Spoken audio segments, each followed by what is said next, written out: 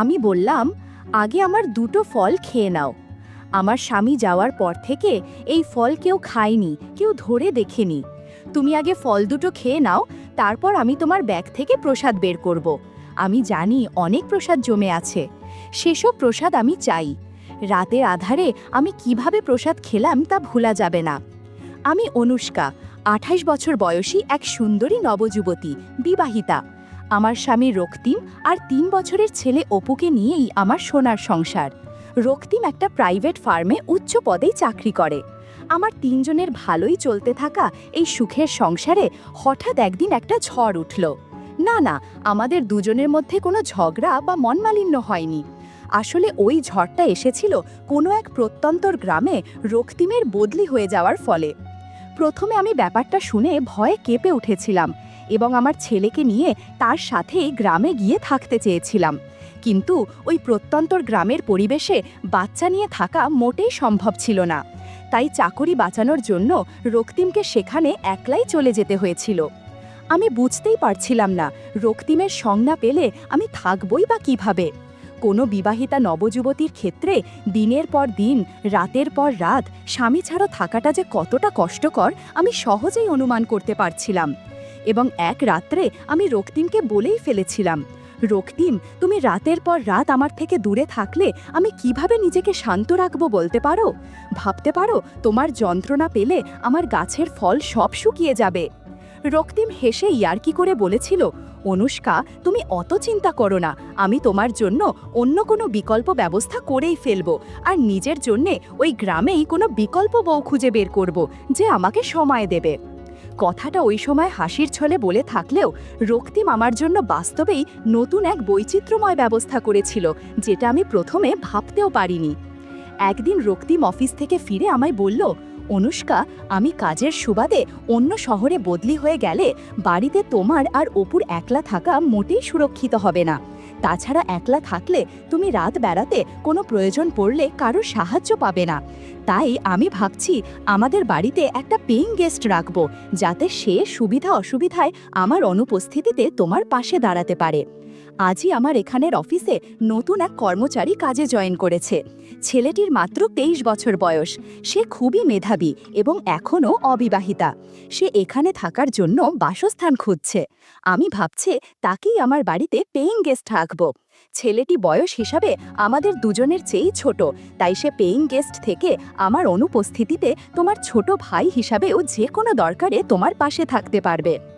আমাদের বাড়ির সামনের দিকের ঘরটিতে, যার সাথে লাগোয়া টয়লেট আছে, ওই ছেলেটির থাকবার ব্যবস্থা করব। খাওয়া দাওয়ার সময় সে সামনের দরজা দিয়ে বেরিয়েই আমাদের ডাইনিংয়ের জায়গায় চলে আসবে, কারণ আমাদের প্রাইভেসির জন্য বাইরের ঘর এবং আমাদের শোবার ঘরের মাঝের দরজাটা বন্ধ রাখব। আমি রক্তিম প্রস্তাব মেনে নিয়েছিলাম। পরের দিন সন্ধ্যায় রক্তিম অফিস থেকে ফেরার সময় সেই ছেলেটিকে সাথে নিয়ে এলো। কি সুদর্শন চেহারা ছেলেটার, তেমনই সুন্দর তার চালচলন, ঠিক যেন সাক্ষাৎ কোনো হিন্দি সিনেমার নায়ক। ছেলেটা প্রথম দেখাতেই যেন আমার মনের ভিতর জায়গা বানিয়ে নিল। আমার মনের ভিতর তার প্রতি একটা আকর্ষণ তৈরি হয়ে গেল এবং দুষ্ট বুদ্ধিও নাড়া দিতে আরম্ভ করল। আমি মনে মনে ভাবলাম, রক্তিমের অনুপস্থিতিতে যদি এই ছেলের সাথে সময় কাটাতে দারুণ হবে। হঠাৎ ওই ছেলেটারই ডাকে আমার যেন স্বপ্ন ভাঙল। ছেলেটা নিজেই অত্যন্ত মৃদু গলায় হাসি মুখে শুভেচ্ছা বিনিময় করে বলল, ভাবিজান, আমি জাহির খান, গতকালই এই অফিসে কাজে ঢুকেছি। রক্তিম স্যার নিজের বাড়িতে আমায় আশ্রয় দিচ্ছেন, তার জন্য আমি আপনাদের দুজনের কাছে ভীষণ কৃতজ্ঞ। আমার জন্য আপনাদের কোনো অসুবিধা না হয় সেটা আমি সবসময় খেয়াল রাখব। স্যার তো বাইরে চলে যাচ্ছেন, তাই ওনার অনুপস্থিতিতে আপনার যা কিছু প্রয়োজন হয় আপনি আমায় আদেশ করবেন, আমি সেটা করার চেষ্টা করব। ছেলেটার কথা শুনে আমার মনে অদ্ভুত অনুভূতি হলো।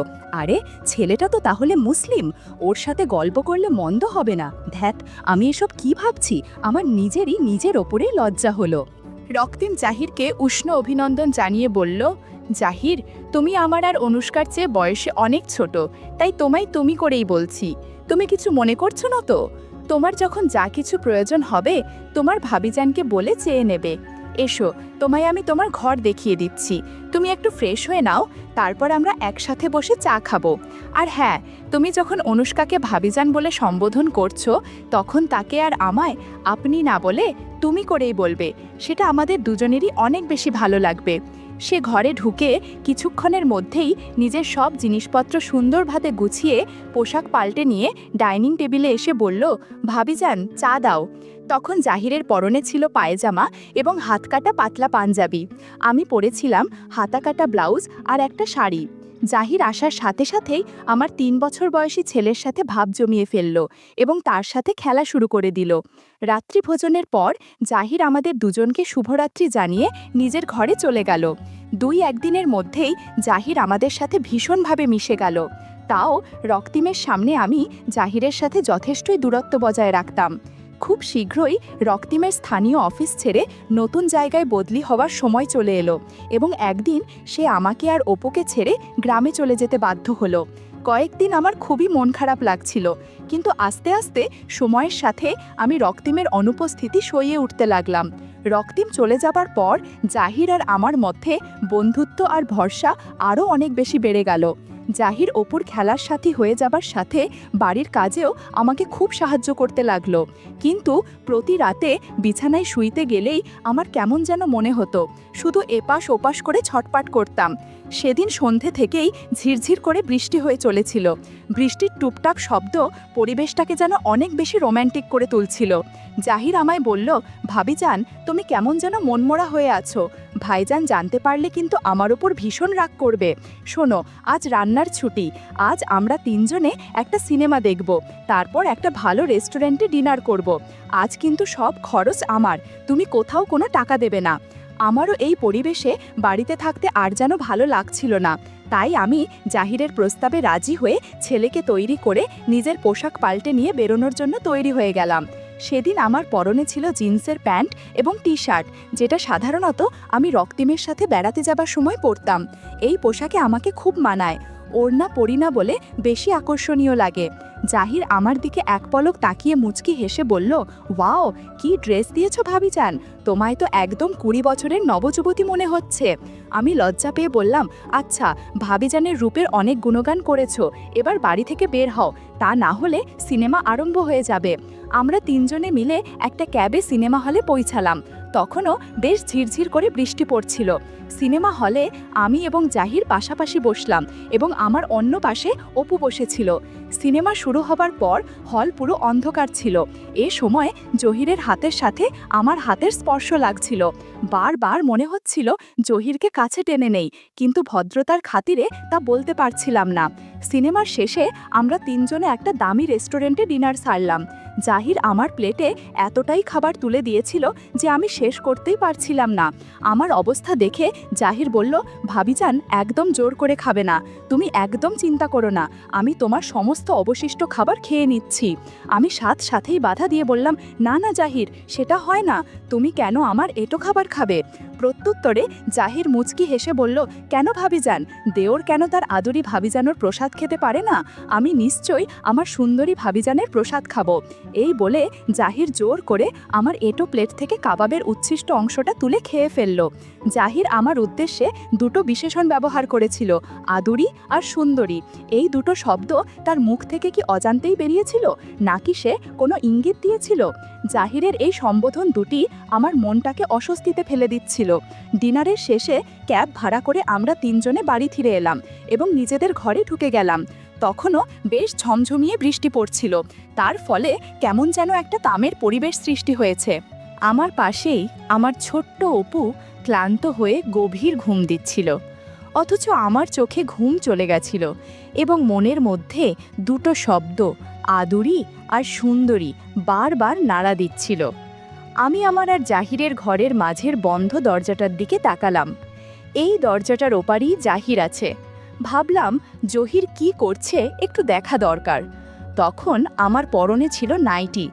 ওই অবস্থাতেই আমি মাঝের দরজার কাছে গিয়ে ছিটকিনিটা নামিয়ে কপাট 2টো খুললাম। জাহিরের ঘরের ভেতরের দৃশ্য দেখে আমার চোখ কপালে উঠে গেল। জাহিরের ল্যাপটপটা চলছিল, ল্যাপটপের স্ক্রিনে আমার ফেসবুকের প্রোফাইল ছবিটা ভাসছিল, আর জাহির সেই দিকে তাকিয়ে অদ্ভুত আচরণ করছিল। আমি আর চুপ করে দাঁড়িয়ে থাকতে পারিনি। গুটি গুটি পায়ে এগিয়ে গিয়ে আমি জাহিরকে বললাম, জাহির, তুমি একবারও মুখ ফুটে তোমার মনের কথাটা আমায় বলতে পারলে না? জাহির আমার সহসা আক্রমণে পুরো ভ্যাবাচাকা খেয়ে ভীষণ ভয় পেয়ে সাথে সাথেই নিজেকে গুছিয়ে আমতা আমতা করে বলল, না না ভাবিজান, তুমি কিছু মনে করো না, আর ভাইজানকেও যেন এ বিষয়ে কিছু বলো না, প্লিজ তুমি আমায় ক্ষমা করে দাও, আমি আর কোনোদিন এমন করব না। আমি মুচকি হাসি দিয়ে বললাম, শোনো, প্রথমত এই সময় আমি তোমার মুখ থেকে ভাবিজান শুনতে চাই না, অনুষ্কা শুনতে চাই। দ্বিতীয়ত, আজ আমি সিনেমা হলে তোমার পাশেই বসেছিলাম, তুমি অন্ধকার থাকা সত্ত্বেও আমার কানে কানে তোমার মনের ইচ্ছেটা বললে না কেন? তুমি যদি আমায় এতটুকুও জানাতে তাহলে মাই আর বাধা দিতাম না, কিন্তু কেন আর কিসের ভয়ে তুমি আমার দিকে একটাও পা এগোতে পারলে না? শোনো, তুমি যেটা ছেলে হয়েও বলতে পারলে না, আমি মেয়ে হয়েই বলছি, আশীর্বাদের প্রসাদ আমি নিতে চাই। এই প্রসাদ পেলে আমি নিজেকে ভাগ্যবতী মনে করব। তাও জাহির আমায় বলল, না না অনুষ্কা, এটা ঠিক হবে না, ভাইজান জানতে পারলে আমায় শেষ করে দেবে। আমি বিদ্রূপ করে বললাম, ও ভাইজান মানে রক্তিম, সে তো এখন 200 কিলোমিটার দূরে আছে, সে 1 মাসের আগে আসতেও পারবে না, আর আমি এতটা বোকা নই যে তাকে ফোন করে তোমার আমার সম্পর্কটা জানাবো। তুমি শুধু গাছের ফল খাবে আর আশীর্বাদ করবে, আমি তোমার আশীর্বাদের প্রসাদ নিতে চাই। বন্ধুরা, তোমরা বুঝেছো তো কিসের কথা বলছি? আমার কথা শুনে জাহিরের ভয় কমে গিয়ে মুখে হাসি ফুটল। বললাম, আগে দুটো ফল খেয়ে নাও, রক্তিম যাওয়ার পর থেকে এই ফল কেউ খায়নি, কেউ ধরে দেখেনি। তুমি আগে ফল দুটো খেয়ে নাও, তারপর আমি তোমার ব্যাগ থেকে প্রসাদ বের করব। সেদিন রাতে জহির ঘণ্টাখানেক আশীর্বাদ করেছিল আর অনেক প্রসাদ দিয়েছিল। আমি জহিরকে বললাম, আজকের মতো এখানেই থাক, আবার কাল আশীর্বাদ করো, কেমন? পরের দিন ভোরে আমি যখন উঠলাম, জানালার ফাঁক দিয়ে কোমল আলো ঘরে ঢুকছিল। ঘড়ির কাঁটা তখন 6টা ছুঁই ছুঁই, কিন্তু আমার ঘুম ভাঙল অনেক আগেই, কারণ রাতের স্মৃতি যেন এখনও বুকের ভেতরে কাঁপছিল। জাহির তখনও পাশের ঘরে, আমি জানতাম, তবুও মনে হচ্ছিল সে আমার খুব কাছেই আছে। রান্নাঘরে ঢুকে চা বসালাম। কাপে ধোঁয়া ওঠা চা ঢালতে ঢালতে আমার মনে হচ্ছিল আজকের দিনটা যেন সাধারণ হবে না। গত রাতের কথা ভেবে আমার ঠোঁটের কোণে অজান্তেই হালকা হাসি ফুটে উঠছিল। কিছুক্ষণ পর জাহির ঘরে এলো, মুখে এক অদ্ভুত লাজুক কিন্তু উজ্জ্বল হাসি। আমি চা এগিয়ে দিয়ে মজা করে বললাম, কি হলো, ভোরবেলা এত চুপচাপ কেন? সে লাজুকভাবে নিচে তাকিয়ে শুধু বলল, অনুষ্কা, আমি ভাবিনি তুমি আমায় এতটা সাহস দেবে। আমি মিষ্টি গলায় বললাম, সাহস তো আমি শুধু শুরুতে দিলাম, বাকিটা তোমার নিজের ভেতরের শক্তি। আমার কথা শুনে তার চোখে একটু উজ্জ্বলতা এলো। চা খাওয়া শেষ হতেই আমি বললাম, চলো বাগানে যাই, সকালবেলার হাওয়া আজ বেশ সুন্দর। আমরা দুজন উঠোন পার হয়ে বাগানে গেলাম। কচি রোদ আর হালকা শিশির মাখা ঘাস পায়ের নিচে ভিজে ভিজে লাগছিল।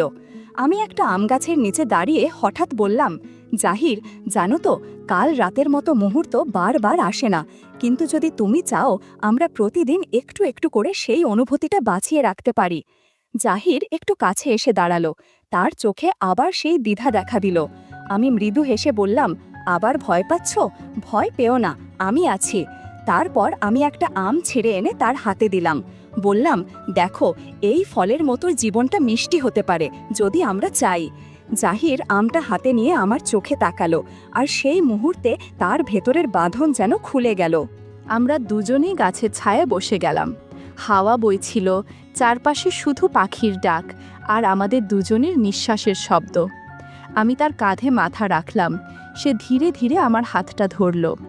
সেই স্পর্শে আমার বুকের ভেতর কেমন করে উঠল একটা মিষ্টি নরম কাঁপুনি। আমি ফিসফিস করে বললাম, জাহির, গতরাতে তুমি আমায় যে আশীর্বাদ দিলে সেটা শুধু শুরু। আমি চাই প্রতিদিন তুমি নতুন করে আমায় সেই প্রসাদ দাও, এতে আমিও ভাগ্যবতী হব, তুমিও শান্তি পাবে। জাহির কোনো উত্তর দিল না, শুধু আমার হাত শক্ত করে ধরে রাখল। তার চোখে স্পষ্ট ছিল সে আজ নিজের ভেতরের ভয়টা পুরোপুরি হারিয়েছে। বাকি দিনটা যেন অন্য রকম হয়ে গেল। আমরা দুজন কাজের ফাঁকে ফাঁকে চোখাচোখি করছিলাম, ছোট ছোট ইঙ্গিতে একে অপরকে বুঝিয়ে দিচ্ছিলাম। সন্ধ্যা নামতেই আমার ভেতরে আবার অদ্ভুত এক প্রতীক্ষা তৈরি হলো। আজ রাতটা অন্য রকম হবে।